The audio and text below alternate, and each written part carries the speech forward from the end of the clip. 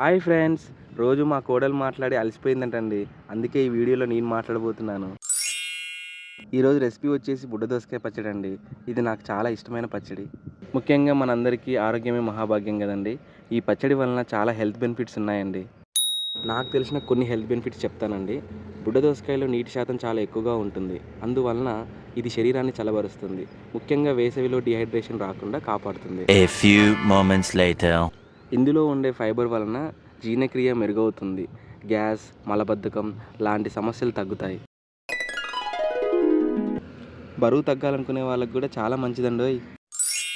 తక్కువ క్యాలరీలు ఉండడంతో కడుపు నిండిన ఫీలింగ్ వస్తుంది.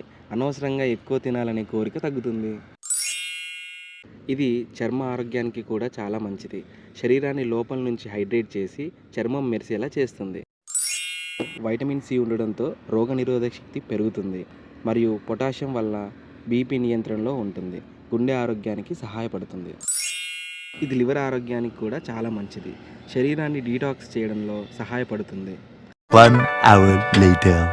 అలసట, బలహీనతను తగ్గిస్తుంది. తక్కువ ఖర్చుతో ఎక్కువ ఆరోగ్యం ఇచ్చే కూరగాయ బుడ్డ దోసకాయ. ఇది మా ఇంట్లో డైలీ సైడ్ డిష్లా కూడా వాడుకుంటామండి. మీరు దీన్ని కూరగా, పప్పులో, చట్నీగా లేదా సలాడ్గా తీసుకోవచ్చు. కడుపు సమస్యలు ఉన్నవారు పచ్చిగా కాకుండా ఉడికించి తినండి, చాలా మంచిది. అవునండి, చెప్పడం మర్చిపోయా. ఇది సీజనల్ వెజిటేబుల్ కదా. ఎక్కువగా వేసవి కాలంలో అంటే మార్చి నుండి జూన్ వరకు మరియు వర్షాకాలంలో జూలై నుండి ఆగస్టు నెలల్లో లభిస్తుంది. ఇప్పటి వరకు మాకు తెలిసిన అన్ని డిషెస్ ట్రై చేసామండి. ఇంకా ఏదైనా మిస్ అయితే కామెంట్ చేయండి. ఇప్పటి వరకు మేము చేసిన వీడియోస్ నచ్చినట్లయితే please like, share and subscribe.